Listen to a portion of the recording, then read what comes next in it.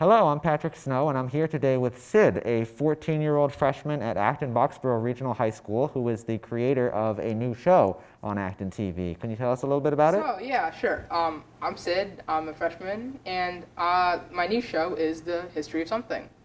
The History of Something is a show to inspire kids to love whatever subject they're passionate about and go the extra mile so they can contribute something. This show is to inspire. This show is made for elementary school kids, I want to also reach out to the underprivileged side of Acton and our neighboring other towns, because I don't think that they get the quality inspiration that they need through stress at home or other tensions like that. And I really want this show to help them see the bright side in sciences, humanities, and other things, so they can contribute positively to the world. Wow, that's a really cool and very noble purpose, I would say, for this show. I'm curious, what was the inspiration for you? Like, what was the moment like that this show popped into your head? So the story kind of goes back to when I was like really little.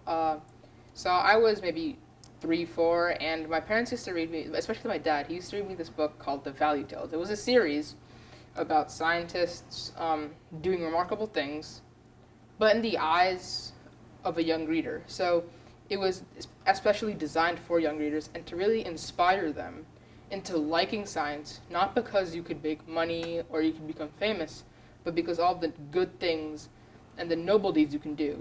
And the most kind of important part about that series was everything started in childhood. They got inspired in childhood. They were inquisitive, they were curious, and I think that really made them do great things in their life. So that was my first exposure to science, really. But my friends, they were forced to read textbooks. They really got the more technical side of science, which I think the technical side of science is great. But I don't think that should be the first exposure, because it could bore kids. And that's why some of my friends just are good at science, but they don't really like it. They just like the technical aspect, but they haven't really found the love for the subject. And I'm not even gonna, this show is called The History of Something, not just The History of Science, for a reason, which I'll get to later. But also for history. I love history, but my friends just dismiss it because, one, they've had the same exact things taught to them over and over again, and they really never got a friendly exposure when they were really little. So that was one of my main goals for creating this show. The second purpose was that I was really looking to do a noble deed to help people underprivileged as me, people who don't really, not even money, people who have additional tensions at home, who are under stress. And I wanted this to be geared to little kids, because, as in elementary school, because I think that in those age, your mind is so sculptable, you really want to get it in the right direction. So I was wondering, how can I achieve both of my goals? And then that's when I came up with, hey, I could create my show. And I actually thought of this in a really interesting way. So I was playing football with my friends, and another complete random idea popped in my head where I was gonna like eradicate world poverty or something. But Ambitious? yeah, very ambitious. But my mom kind of shot that down. So then I went back to the drawing board, and I started thinking. I was like, she did have a valid point, I should say. Like, I'm not in the position, but I really thought that I could do something for people younger than me, because I have taught younger kids, and I think they like my way of teaching. So I was saying, how about I inspire them? And this is how the show came up. Well, that's so cool. Using where you have a natural skill and talent set to try to influence the younger generation. That's so cool. So the show is called The History of Something. Yeah. Why did you leave it open in that way? Because that's pretty big, the history of something. It's a very broad topic. So as I was saying earlier, especially in some elementary schools, the one that I went to in my latter half, science, especially STEM, is considered higher than humanities and arts and honestly, writing too. So back then, if you were like a science whiz or a math whiz, you were like smart, you were popular in that sense. And for the while, I didn't think anything was wrong until I went into middle school. And now middle school is very different than elementary schools because there's people from all other schools, right? And some other schools don't really focus on science and math that much, and they have like excellent writers, excellent people at history, and really good people good at arts. And now, as I'm making this show, I first thought, how about we do this in science so I can inspire kids to love science? But then, in the back of my mind, I'm thinking, this would just be playing to the agenda that STEM is better than, like, someone who's great at STEM is I superior see. than someone great at that, at, like, arts or something. Yeah. So that's why I named it as History of Something, because I want kids to keep an open mind to what each subject can be, and I want them to really appreciate that, hey, STEM is great and all, but being creative, being excellent in arts is also a really, really good skill. Someone who's good at drawing should hold the same type of caliber to someone who's really good at math.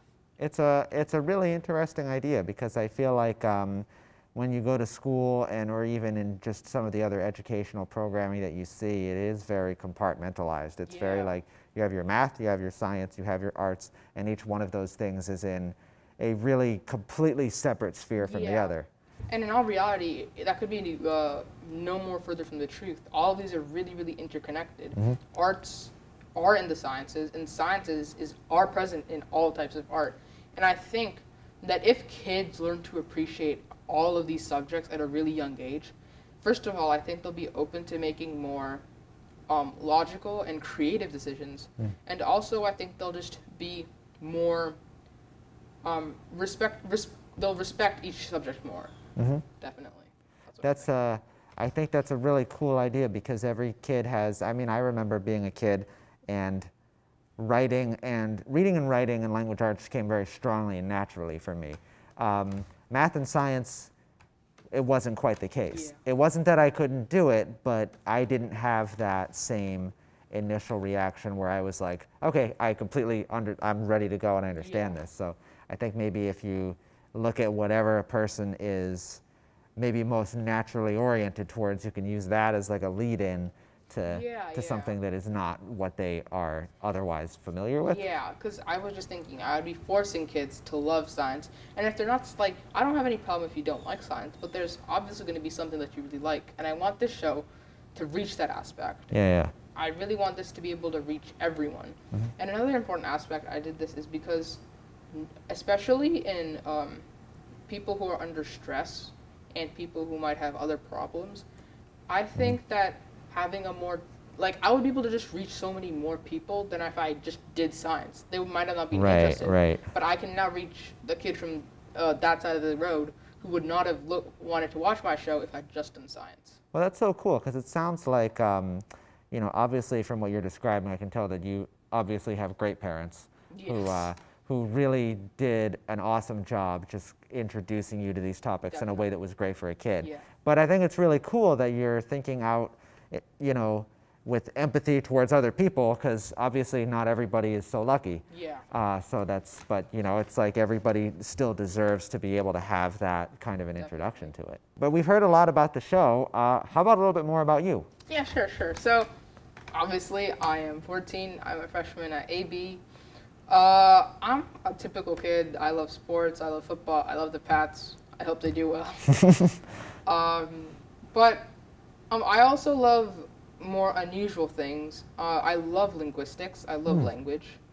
Are you taking any languages at the moment? Yeah. So obviously in school I'm taking Spanish. I would have taken Latin, but my mother wanted me to do something a bit more creative in the arts. Which I completely agree, as my show probably shows. But outside of school, I'm actually learning German at GSSB, which is basically the Diamond Middle School in Lexington. And it's kind of funny how I got to this point because it's kind of like my show. One interest sparks another interest. So when I was really little, and even today, I'm an avid supporter of the German soccer team. And the annoying thing is that when I used to watch the World Cups, I wanted to watch it from like the Germans' point of view, and it used to be in German. So I would sit here not knowing anything what was going on. I was like, damn, this really sucks. I should learn German. So that's how my linguistic field opened up, and I was like, hey, I want to learn German. And because of that, actually, sometimes over the summer, I'll just meddle in a bit of Russian or Arabic. I don't really understand it, but I just think it's cool. I also love music. Music is probably a really really big part of my life, and I play the violin. I've been doing it for around 9 or 10 years. But I also love other types of music like rap, and pop. Wow. So, and I just think that's amazing. You see something, and you're like, I don't understand what they're saying, or I don't know this. I'm gonna go learn that. Yeah, I think that. Not everybody jumps into something like that. I'm not gonna like pat myself on the back. I didn't. It wasn't like instantaneous, but I think I kind of get frustrated, especially like me when I'm 7 or 8. I'm like, damn, I really want to watch this game, but I can't. Yeah. So I think that really drove me. I also obviously love STEM. A lot of my friends love STEM, and I like just playing sports and video games with my friends. Yeah. I also love reading, so that's a big thing for me. Yeah. And I think that like success begets success. So I think that the first time that you express, as you said, that curiosity about something, and then you learn a little bit more, you know, that satisfaction that comes from like having brought yourself to that point where now you know this thing is kind of addictive in a good way. Yeah, it makes you want to. It keeps on driving you. It's like a repetitive cycle. Yeah, yeah. It is hard to start, but once you get it, you just go full on. Yeah, I agree. That's once you do start, that's where people I think sometimes need the most help. Yeah, and I think this show will really provide that enzyme or catalyst to really make that first initial jump into this repetitive cycle much easier than just starting out from scratch. That's awesome, because sometimes the reverse happens too, and somebody, you know, maybe they had a bad experience with a teacher they had or with something that they didn't fully understand, and it made them feel like they were stupid, and so that made them feel the next time around like, well, I'm not even going to try because I'm dumb and I can't understand it. And I have to admit that's happened with me a couple times. Especially when I was younger, I used to hate math. So math was one thing that, I'm going to be completely honest, you can't really, this is probably untrue, but math is much harder to get inspired by. Like, you need to have an innate love for it. And I have a friend who is exceptionally talented at math, and he's loved it since his childhood. But for me, I kind of viewed it as something I could use with science. So I used to like put math lower than science for a big chunk of my childhood, until maybe like really, really recently, like 7th or 8th grade, when I took these classes at AOPS. And I think that was really nice, as it provided me, it was kind of like the value tales, but when I was in 7th or 8th grade, because it was just a nice friendly exposure to topics of math. Yeah. So do you think that's the key? Like, what do you think has been like that key ingredient as far as you know, both teachers and materials reaching you to get to that point where it's not frustration, it's not, oh, I failed at this, but oh no, wait a minute, I can do it. It might be a little bit hard, but I actually believe that I can do it, and so I'm going to work harder on it. So I think, to be completely honest, I think it's a mixture of great teachers, failures, and kind of, screw this, I'm gonna do this, I'm gonna get back and I'm gonna do this better. So I think in all of this, also friendly competition also helps. Yeah. Like, if one of our friends got like a lower test score that he was really unhappy with, we'd like say, it's okay, beat us next time, or something like that. Yeah. And I think the key is not really having great materials, but great teachers who can connect to you and can inspire you. And I'm lucky to have really, really great teachers from like all the way from 1st grade to now. And I feel it's my duty to help kids who might not have those great teachers to get inspired and try and bounce back up if they've had a failure, or if they're just starting from scratch and they need to get into that cycle that I talked about earlier. Yeah. And I think it's also important too that that kids like you like acknowledge those failures, because I think sometimes what's really intimidating for people is when you see somebody who's so good at something and it makes them, you put them on a pedestal, and it's important for that person to be like, no, I failed at this too. Yes. And I got through it. So don't feel like you should stop trying just because something hasn't quite worked yet. Yeah. Okay, so what can people expect from the show? So, this show was obviously my first kind of go at something like this. And I think people can expect a variety of topics, like I said. And the format some days might be in cartoons.